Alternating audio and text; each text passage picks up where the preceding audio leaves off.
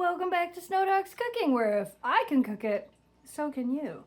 So today, I was going through my freezer, and I had a little bit of leftover chicken and a little bit of leftover ham, and I thought, neither one of these are enough to make really anything, but if we put them together, what can we make? Today, we're gonna make Chicken Cordon Bleu Casserole with noodles. You can also make this without noodles, but we're making it with noodles because I like noodles. Now, I've never made this before, but it looked good, so we're gonna try it. Let's see what we think. And of course, as always, we have first best kitchen helper, second best kitchen helper, and where is third best kitchen helper? She's in here holding down the fort, letting me know what the score of the hockey game is, right? Is that what you're doing? Don't worry, I didn't bring you anything yet, but I will. I promise. There's stuff in this that you're gonna get to eat. So real quick, we're gonna go over everything you need for this recipe. Now, I am making this just for Jamie and I. If you are making this for a family, double all of this. You can make it in a 9x13 pan, but because I'm making it for just Jamie and I, I'm using an 8x8 pan. You will need 1 can of cream of chicken soup. You will need 1 tablespoon of Dijon mustard. Now, if you don't like the flavor of Dijon, you can use like a honey Dijon, you can use a regular mustard, but Dijon mustard is what we will be using.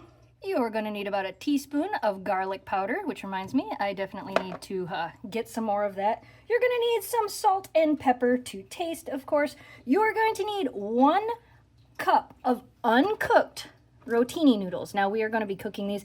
You can use whatever kind of noodles you want. I'm using rotini noodles because those are the ones I like. Then you will need 1 cup of cubed up ham and 1 cup of chicken. Now, let's say you have a little bit less of ham than you do chicken. Just make sure it equals 2 cups. This is going to be the best ratio, but you know what? If you're working with leftovers, use what you have. You are going to need about 4 ounces, which is like a half of a block, of Swiss cheese or provolone cheese or mozzarella cheese. Normally, it's Swiss cheese. My store was out of it, so I'm actually using mozzarella, so it's going to taste a little bit different for us. You are also going to need about a cup of panko, or you can use a cup of crushed Ritz crackers, 3 tablespoons of butter, and I've already measured all that stuff out. So that is everything we're going to need for this. We are going to preheat our oven to 350. There we go. Let's get that preheated. While your oven is preheating, you are going to cook your noodles. You want to cook these al dente, so like 2 minutes less than what the box says. So we're gonna boil our water, and I know not everybody does it, but I do like to put salt in my pasta water. I do not add oil, but I do add salt. So we're gonna add salt, bring this to a boil. Now, as I have said, I have never made this before, so I am just going to trust the process of what it says I'm supposed to do and hope it turns out. If not, we'll be getting fast food for dinner.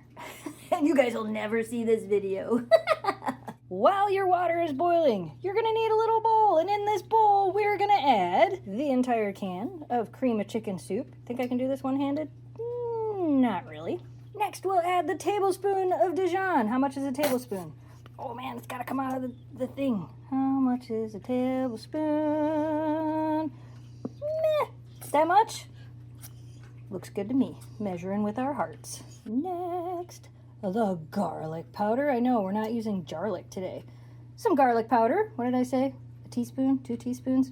Measure it with your heart if you want. Then we're adding some salt and pepper. Now, I know I told you guys how much salt to add. I'm going to add way less than that. I don't like super salty food, so I usually don't add much salt to anything. We're going to do like a shake, a shake. That's it. That's all the salt I'm adding. Again, to your heart's content. Now, we're going to stir all of this together until well combined. Are you getting impatient? There is snacks for you as well, but I gotta like stir stuff together. Was that too much pepper? I feel like I'm gonna sneeze. How about you? We're gonna stir all this together. While we wait, for those of you that do not know, we live in northern Michigan, which is part of the Midwest. Hot dishes, casseroles are a huge thing up here. We are like the kings and queens of mixing everything in a pan and throwing it in the oven and eating it. That's basically what we're doing. It's great for leftovers. You can turn anything into a casserole. So, like I said, we had leftovers. That's what we're doing. Waiting for water to boil is like watching paint dry. Boil faster. While the water is boiling, I'm going to prepare this pan. You're supposed to spray it with a non-stick spray, or you can wipe butter on it. Whatever you want to do. Or you can do one easier. Oh, the oven's preheated. You can do one easier, and you can use butter flavored spray. This is not what I meant to grab, but that's what I used. I meant to grab the other one. I wasn't paying attention. Now it's gonna be butter flavored. It's not really gonna matter. It doesn't give that much flavor. Oh, look, it's boiling. Add your noodles. Alexa, set a timer for 7 minutes. How many people's Alexa do you think I just set off? Hey, if you were doing this along with me, maybe it was the right time for the noodles you're using. Waiting for the noodles to boil. Oh, look, best kitchen helper ever. Oh, look, second best kitchen helper ever. Do I need to pay the cheese tax? Look at that, a whole cube of cheese? Cheese tax. Whole cube for you? Cheese tax. All right, let's go find your sister. Kira, I'm coming to pay the cheese tax. Cheese tax. You might get one more of those as well. We're just waiting for noodles to boil so we can go to the next step. Also, I am trying to eventually build a website to make it easy for you guys to click on a link and read the recipe and the instructions without having to read an entire book before you read the recipe. That is in the works. I'm working on it. But in the meantime, if you go down in the video description, all the ingredients are listed out for you guys to make it a little bit easier for you. So at least there's that for now. I don't want to do a website where it's an entire book before you see a recipe. That's insane to me. Noodles are done. Go ahead and drain out. Look at all the fog. Fogged my camera right up. I am going to run a little bit of cold water over these just to slowly stop them from cooking. Ta-da! Should we try one? You're the only one here. Is it perfection? I think that's perfection. Nobody else can... Oh, I can't do that. That would not be fair. Oh, you came out of nowhere. One for you. Oh no, I dropped it. Did you get it? All right, now I gotta go give one to Kira. Yes, if you were wondering, I made extra noodles just so I could do this. Good stuff? Good stuff. So now that we've rinsed the noodles a little bit and let them drain, I shook them out quite a bit in the sink, we're gonna put them into this pan. And like I said, we're gonna trust the process. Now we're gonna take our chicken and our ham and we're kind of just gonna spread it over top of the noodles, which is weird to me. I feel like we should be stirring this all together, but I'm gonna trust the process. So we're gonna do some chicken, ham, and I'm gonna keep doing this until we're out of it. I told you there was lots of things for you to try. You also get some chicken. You get a chicken. You got it? There you go. You're making me walk in here every single time. Here you go. How many times did we wash our hands this video? We should have a hand washing count. Still trusting the process. Now we're going to take the cheese and we're going to layer the cheese over top of this. This is going to be interesting. Should be delicious though. I know I said to trust the process. I don't know, because now I'm supposed to put this over top of all of it and then put executive decision being made. All this is getting mixed together with this. That's the way to do it. I'm telling you, that's the way to do it. And if I'm wrong, we'll find out. I'm throwing it all in a bowl and mixing it together and then putting it back in here. I've made a lot of casseroles in my life. This is the way I think it's supposed to look.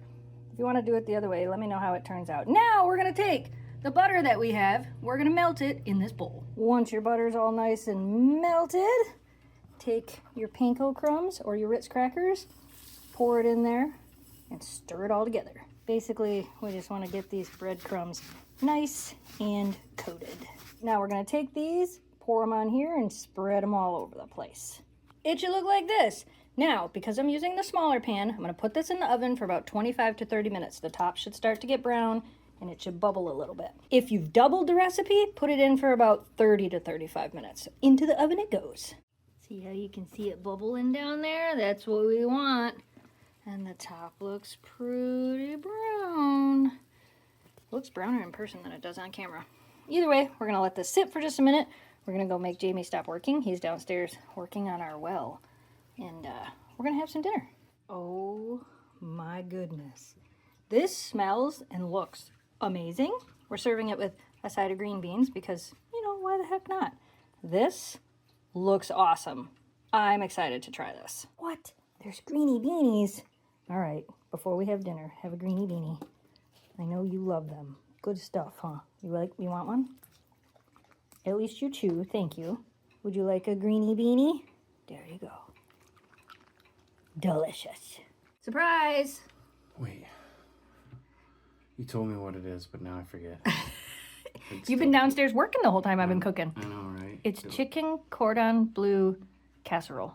There's chicken, there's ham, there's casserole, There's Dijon mustard in it. There's noodles in it. There's crunchy stuff on the top. It was made with mostly leftovers and things we had because sometimes that's the best way to use leftovers. Yeah, and add noodles or rice in this meal. You could add more Dijon mustard if you wanted to on top. What do you think? I like that. Yeah, I liked it too. I tried it already. It's very comfort food. Yeah, exactly. That's what casseroles are. It's a Midwestern thing. Oh, and there's cheese in it too, of course.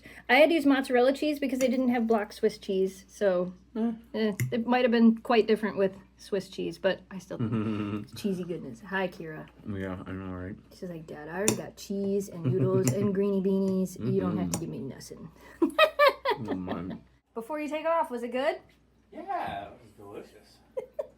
Highly recommended. Highly recommended from Jamie. We'll eat again. We'll eat again, says Jamie. I would too. It's actually was really, really good. Great way to get rid of your leftovers.